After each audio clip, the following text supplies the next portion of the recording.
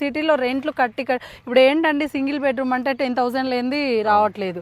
ఏంటి 25 కిలోమీటర్సే కదా, 25 కిలోమీటర్స్లో వచ్చి ఇల్లు కట్టుకోవడం ప్రాబ్లం ఏముంది? దాదాపు 20 lakhs 15 lakhs ఇల్లు ఫ్లాట్ వచ్చినా కూడా 15 లక్షలు 20 లక్షలు పెట్టుకుంటే ఈజీగా ఇల్లు అయిపోతుంది. 35-40 lakhs లోపు నీకు ఇల్లు అయిపోతుంది కదా. హాయ్ హలో నమస్తే, welcome back to my channel అండి. సో ఈ రోజు మళ్ళీ మీ ముందుకు ఒక మంచి హౌసింగ్ ప్రాజెక్ట్ అయితే తీసుకురావడం జరిగింది. సో అన్ని విల్లాసే దీంట్లో ప్లాన్ చేస్తున్నారనమాట.